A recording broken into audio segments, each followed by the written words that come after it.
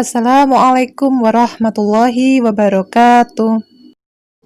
Jumpa lagi dalam pelajaran IPA. Kali ini kita akan belajar tentang oogenesis.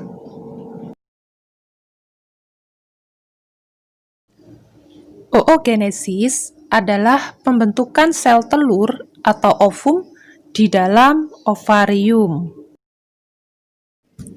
Oogenesis dimulai dengan pembentukan bakal sel-sel telur yang disebut oogonia atau oogonium.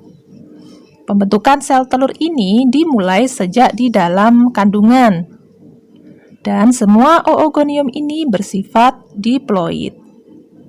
Kemudian oogonium ini akan membelah secara mitosis menghasilkan oosit primer.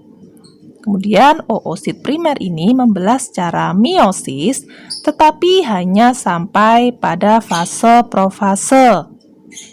Kemudian pembelahan meiosis tersebut berhenti hingga bayi perempuan tersebut dilahirkan hingga memasuki masa pubertas.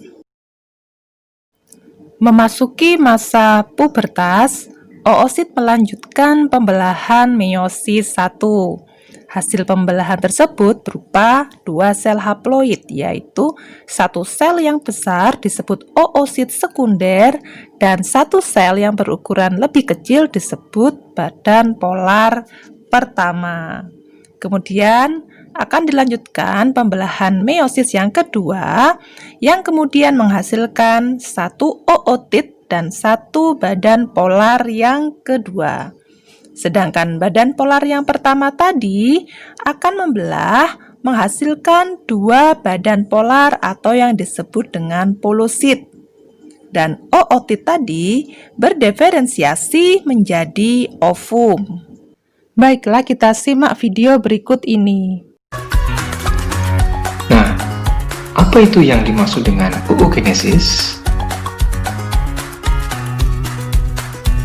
Baik.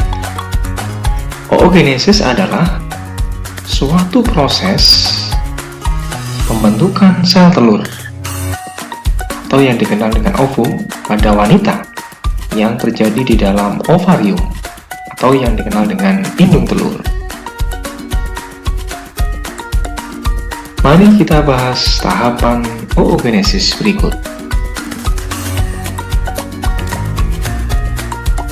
Pada awalnya, oogonium yang bersifat diploid atau 2N membelah secara mitosis untuk membentuk oosit primer yang juga bersifat diploid.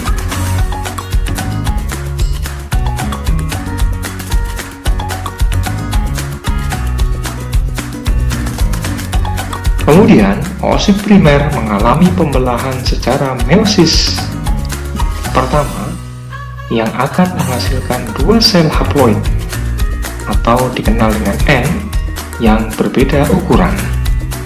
Yang pertama akan membentuk oosit sekunder, sedangkan yang kedua akan menghasilkan badan polar pertama.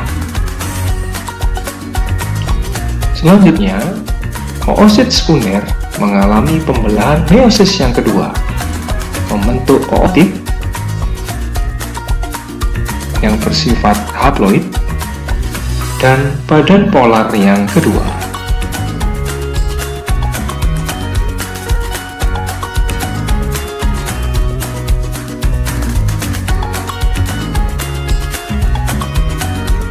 Sedangkan badan polar pertama akan membelah secara meiosis dan menghasilkan 2 badan polar atau yang dikenal dengan polosit. Selanjutnya, ootit mengalami diferensiasi atau perubahan bentuk menjadi ovum atau sel telur.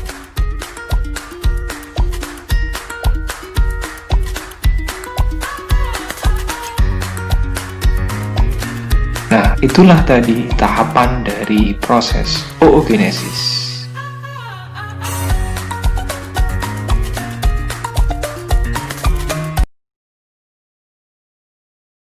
Sekian dulu pembelajaran kita kali ini. Wassalamualaikum warahmatullahi wabarakatuh.